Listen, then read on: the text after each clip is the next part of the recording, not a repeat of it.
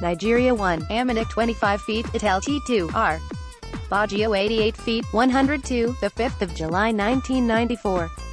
Foxboro Stadium, Foxborough. There is an often used cliché in football: goals changed games.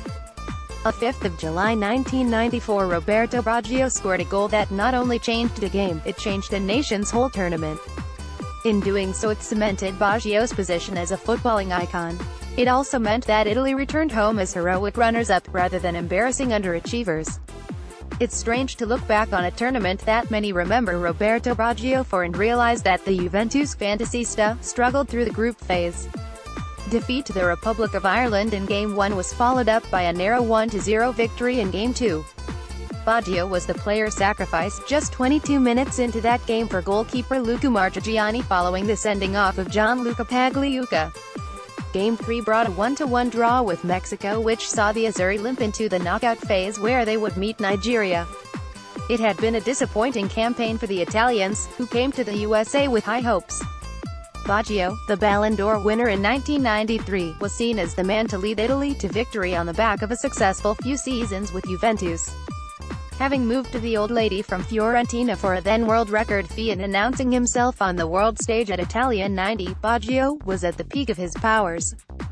Foxboro Stadium in Massachusetts hosted the last 16 knockout tie between Baggio's Italy and Nigeria. The Italians, in their dazzling all-white change kit, were truly up against it. Already a goal down to Emmanuel Amuneke's 25th minute strike, the Azzurri went down to 10 men in the second half. Gianfranco Zola, on the field for just over 10 minutes, having replaced Beppe Signori, having been harshly red-carded. Italy were on the ropes as the game clock ticked on to the 88th minute.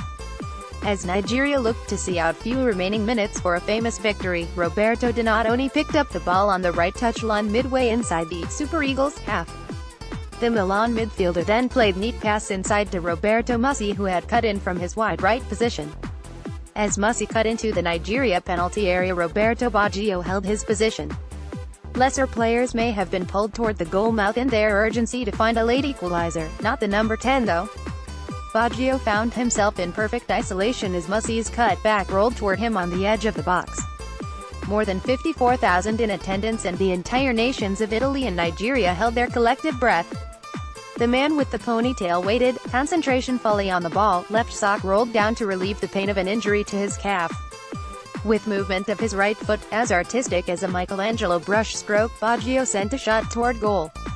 The picture it painted was so beautiful to Italy that it could have belonged on the ceiling of the Sistine Chapel itself. The ball nestled just inside the Nigerian goalkeeper Peter Rufai's bottom right-hand corner. The Italy striker wheeled away to celebrate with his teammates and coaching staff on the touchline. The joy of the moment matched by the sheer relief of staying in the tournament, and avoiding humiliation. As, what appeared to be, the entire Azzurri squad celebrated with Baggio, the replays showed those watching on television the true brilliance of the finish. The right foot brush stroke of Il Divin Codino never left the ground as it traveled over the Boston turf. The view from behind the goal showing the accuracy of the effort. Both Italy striker Daniele Massaro and Nigerian defender Augustin Igavo come agonizing close to touching the ball on its journey to the net. Igavo flicks a heel out desperately as the shot passes by behind him. The natural striking instincts of Milan striker Massaro cause him to offer a slight jab as the ball passes by his toes. If either of those players had got the slightest of touches, the ball may not have found the net. As ever, fine margins defined the moment and the game. As the dust settled on the Italian celebrations, Baggio received treatment from the physio on the troublesome calf which had caused him problems during the game. Despite the injury concern, Baggio would go on to play the entire 120 minutes. The man they called the Divine Ponytail scored the winning goal with 8 minutes remaining in extra time. After being just 1 minute and 45 seconds from elimination, Italy were through to the quarterfinal. Baggio, with a further goal in the quarters and 2 in the semi, proved to be the Azzurri's talisman.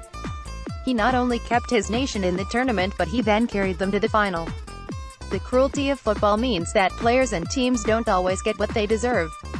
It could be argued that Brazil deserved to win the tournament, but no one could deny that the end of Baggio's tournament was harsh. It's often forgotten, or perhaps not even known, that even if Baggio had scored his shootout penalty, Brazil would still have had a pen for the trophy. Perhaps the penalty miss helped to ensure that Roberto Baggio was one of, if not the iconic figure of the 1994 World Cup.